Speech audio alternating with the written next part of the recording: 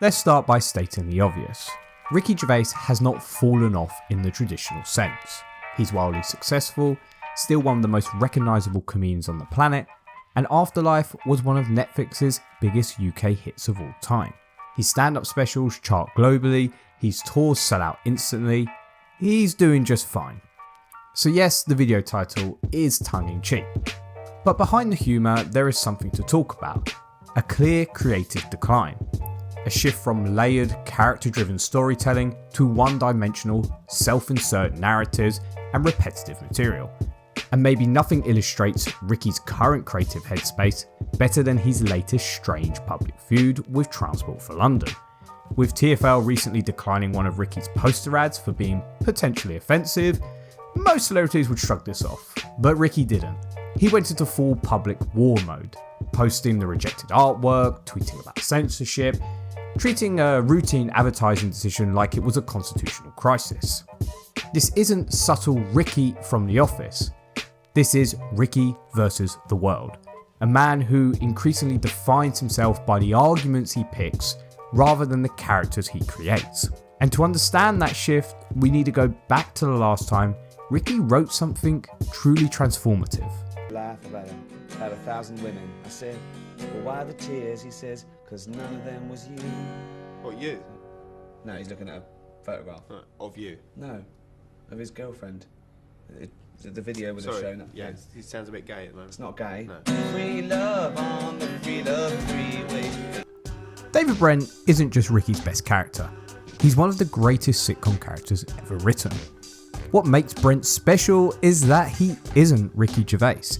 He's a fully constructed persona with contradictions, vulnerabilities, and behaviours Ricky himself would never endorse. In The Office, Brent constantly tries to appear cool and progressive, only to embarrass himself.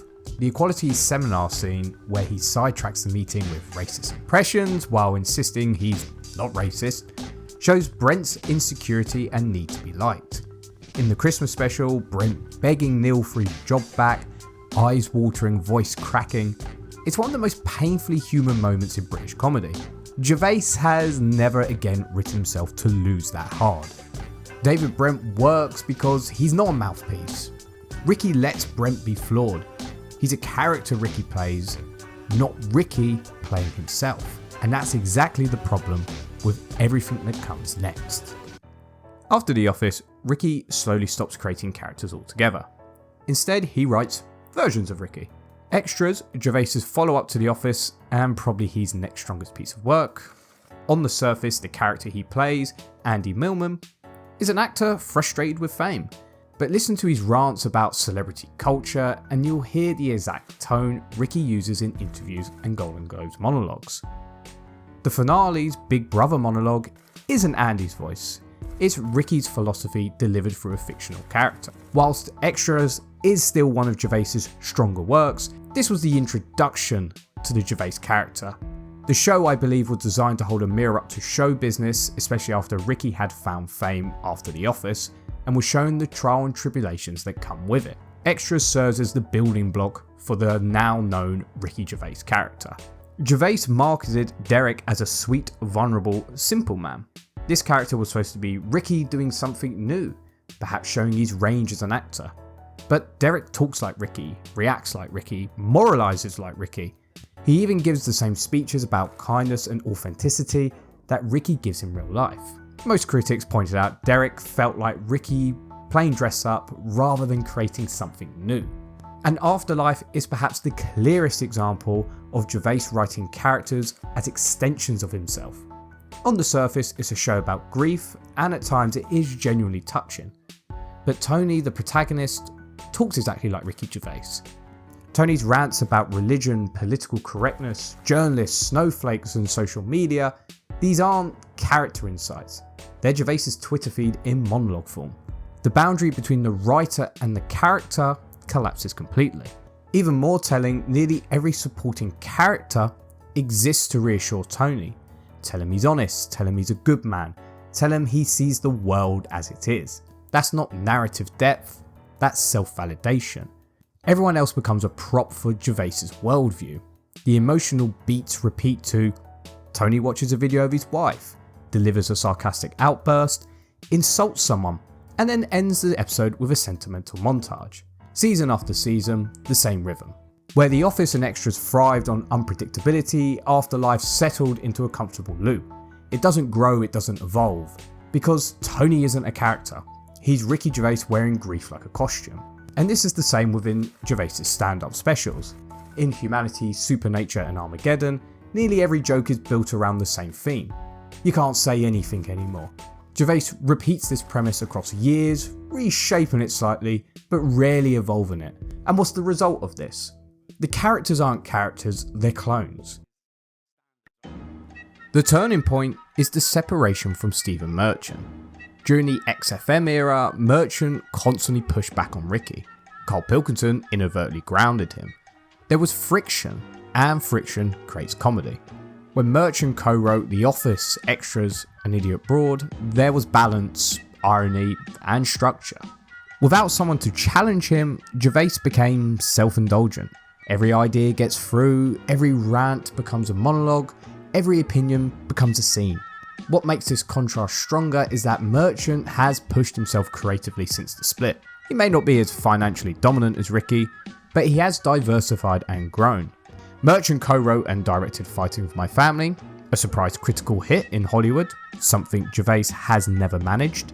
He's acted in major international productions like Logan, Jojo Rabbit and The Girl in the Spider's Web, and most recently he created The Outlaws, an acclaimed crime comedy drama praised for its character depth. The kind of multi-layered work Ricky hasn't attempted in over a decade. Merchant has been experimenting, challenging himself, and evolving. Ricky has refined and just repeated what he already knows. And here's the twist. Ricky's decline isn't due to lack of popularity. It's almost the opposite. Ricky's stand-up specials are picked up for huge amounts of money by Netflix. Because Netflix doesn't critique, it rewards retention. Afterlife became one of Netflix's most watched UK shows. His stand-up hits the global top 10 every time. But the pattern is clear. Audience scores extremely high, critic scores consistently low. Why? Because he's giving people exactly what they expect from the Gervais brand. He's become a feedback loop. Ricky says what Ricky always says, and the audience applauds, because it's what Ricky always says. Success has essentially insulated him. So this isn't a downfall of fame, it's a downfall of range. He stopped writing characters and started writing reflections of himself. His humour shrank from multi-layered satire to a single recurring thesis. His work has lost its tension because nobody challenges him. Not co-writers, not characters, not structure. David Brent had depth. Tony, Derek and Andy have opinions. And what the tragic irony is, David Brent is still one of the greatest comedic creations of all time. But it might also represent the last time Ricky Gervais truly stepped outside himself. But as we all know, Gervais will continue to sell out arenas. He'll keep trending on Netflix. He'll keep provoking, annoying, delighting and dividing people. He hasn't fallen off a cliff, he's just stopped climbing. Because the truth is, Ricky Gervais isn't failing, he's just repeating. And for a comedian who once revolutionised TV comedy, repetition might be the biggest downfall of all.